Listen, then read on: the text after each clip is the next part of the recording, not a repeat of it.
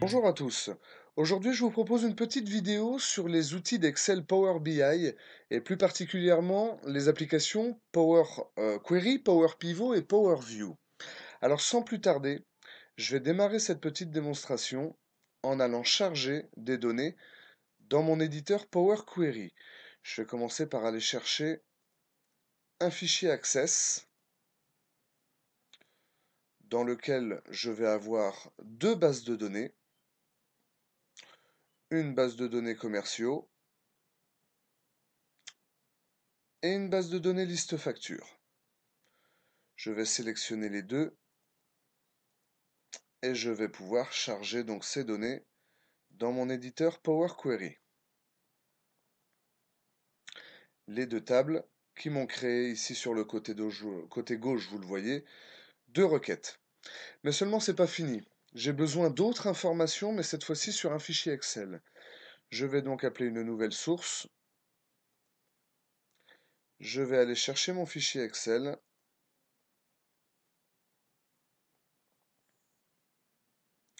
Et je vais sélectionner la base de données qui m'intéresse, la base véhicule. Voilà, je suis dans mon éditeur de requête Power Query et j'ai bien chargé mes deux tables commerciaux et liste factures qui viennent d'un fichier Access et ma table véhicule qui vient d'un fichier Excel. Je vais faire quelques petites choses maintenant. Je vais nettoyer un petit peu. J'ai remarqué que dans ma table liste facture, j'ai une colonne ici que je peux supprimer qui ne va me servir à rien. Et dans ma table véhicule également, cette colonne ici à supprimer. Je remarque aussi dans la colonne libellée que j'ai la marque de la voiture, le modèle et la couleur dans une seule et même colonne. Je vais fractionner cette colonne par délimiteur. Et comme ces trois données-là sont séparées par un espace, je vais donc choisir comme délimiteur l'espace et je vais lui demander de couper à chaque occurrence, donc à chaque espace de la chaîne de caractères. Je renomme mes colonnes.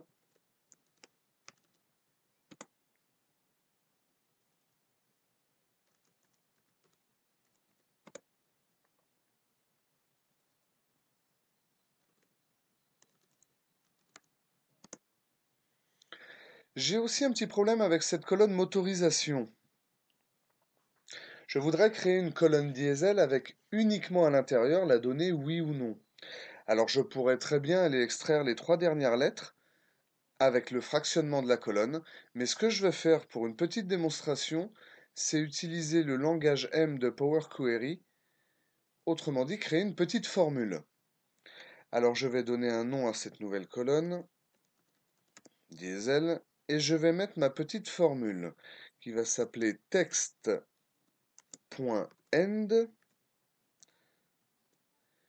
de la colonne motorisation et je vais lui demander d'aller extraire donc les trois derniers caractères. Je n'ai plus besoin de cette colonne motorisation, je peux supprimer. Mes données ont été travaillées, je vais faire une petite dernière chose maintenant en passant dans chacune des tables et en sélectionnant avec mon CTRL A toutes les colonnes, c'est de lui demander de supprimer tous les espaces. On ne sait jamais, c'est des choses qui peuvent rester dans certaines cellules et qui peuvent être assez contraignantes.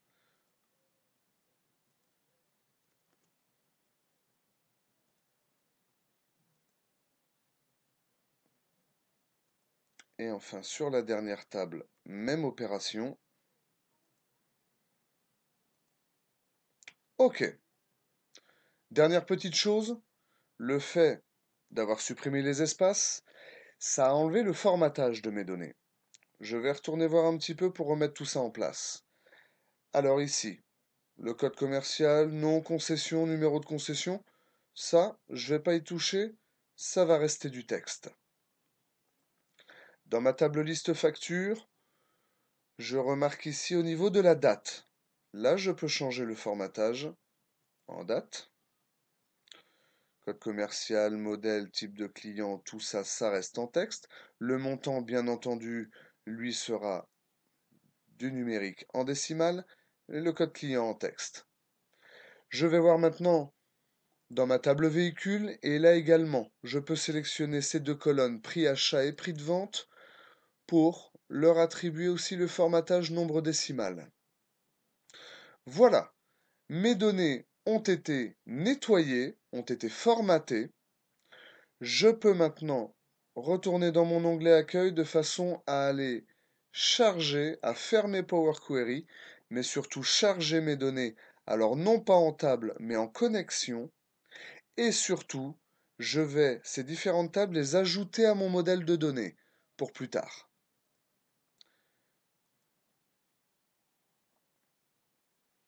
Je reviens dans mon environnement Excel avec ici mes trois requêtes commerciaux, liste facture et véhicule. Le boulot dans Power Query est terminé.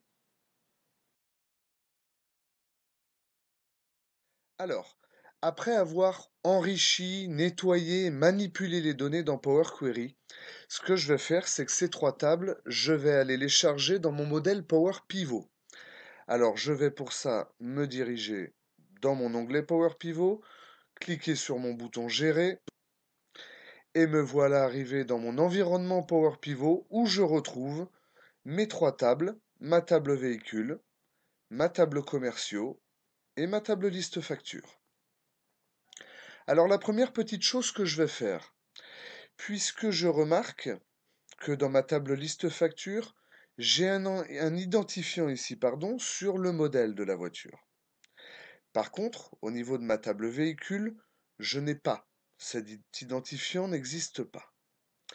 Alors, ce que je vais faire, c'est que je vais juste regarder un petit peu comment il est constitué. On pourra regarder que ici j'ai la lettre V, le chiffre 2, une suite de zéros, et le chiffre à la fin correspond justement par rapport à ma table véhicule à l'ID, ici la première colonne, l'identifiant du véhicule. Alors je vais reconstituer ici cette donnée, ce modèle. Alors, avec l'équivalent d'un petit concaténé, la lettre V et donc le chiffre 2 auquel je vais ajouter l'identifiant du véhicule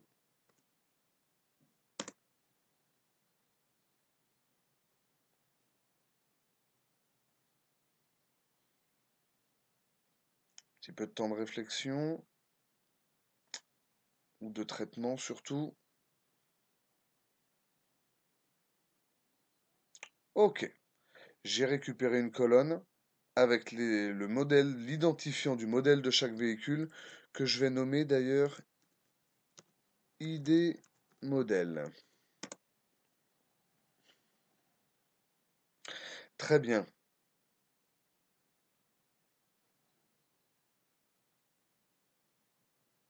Alors, la chose importante, c'est que dans cette table véhicule, j'ai mon identifiant du modèle que je retrouve aussi dans ma table liste facture. Ce que je remarque aussi, c'est que dans ma table commerciaux, j'ai un code commercial que je retrouve également dans ma table liste facture. Ici. Alors, le fait d'avoir ces données communes dans chacune de mes tables, ça va me permettre de venir lier mes tables. Je vais pour ça venir me positionner ici en vue de diagramme. J'ai mes trois tables. Et je vais pouvoir créer une liaison entre chacune de mes tables grâce à cette donnée commune. Alors ici, entre la table véhicule et la table liste facture, je vais créer une liaison sur le modèle.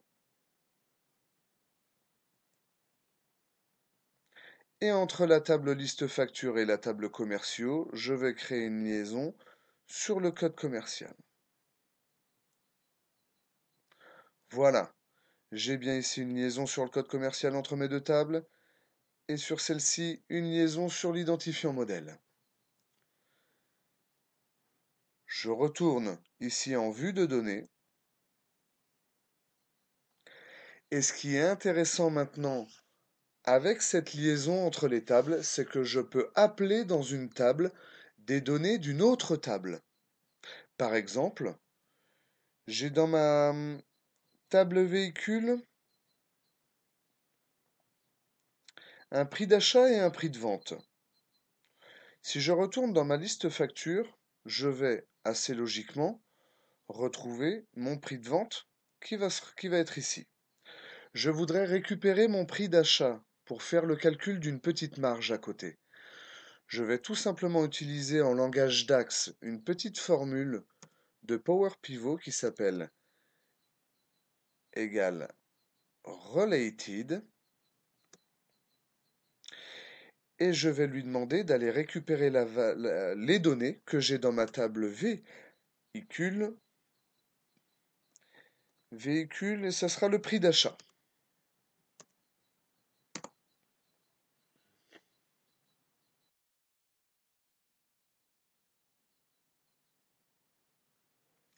Et voilà.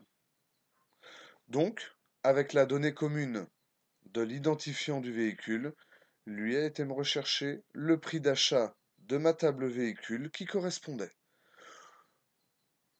Je vais renommer ma colonne prix d'achat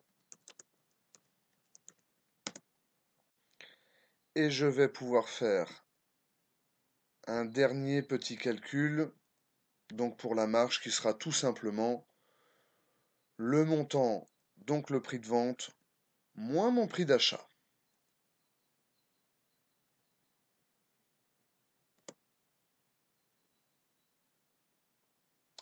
C'est arrivé. Voilà la différence entre donc le prix de vente et le prix d'achat. Je vais tout simplement renommer cette colonne marge. Ok. Le travail réalisé ici sur les tables en vue de données, je retourne en vue de diagramme, je remarque bien entendu que ces nouveaux champs, prix d'achat et marge, ont bien été intégrés sans problème. Voilà pour le boulot dans Power Pivot, c'est terminé. Je peux fermer sans besoin d'enregistrer ma feuille Power Pivot pour retourner dans mon environnement Excel.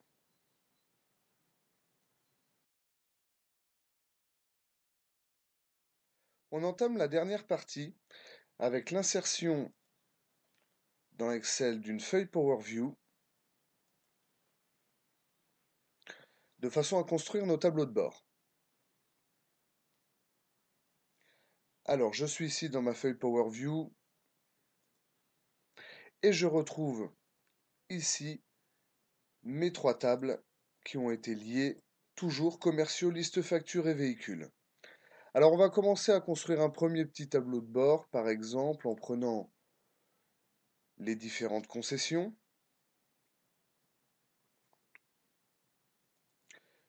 Et je vais y ajouter les montants. Ces premières données, je vais les transformer en histogramme groupé.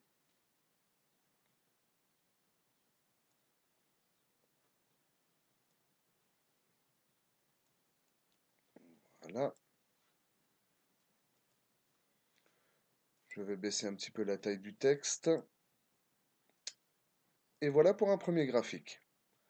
Je vais en faire un deuxième qui va concerner cette fois-ci. Je vais aller chercher les marques de véhicules auxquelles je vais ajouter la marge calculée précédemment.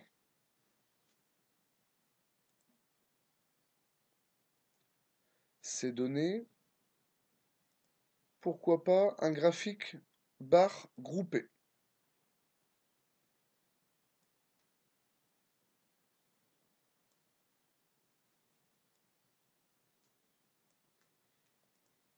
Il me reste la place pour un dernier petit graphique.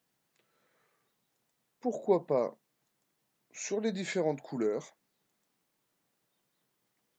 Et je vais à nouveau inclure le montant. Mais cette fois-ci, je ne veux pas les montants en euros, je vais lui demander un nombre de montants. Donc le nombre de couleurs vendues. Ces données, je vais faire pourquoi pas un graphique secteur.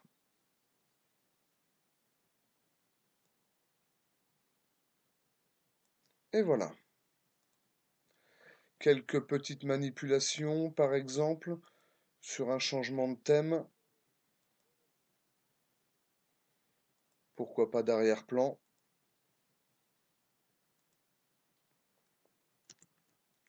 Je vais mettre un titre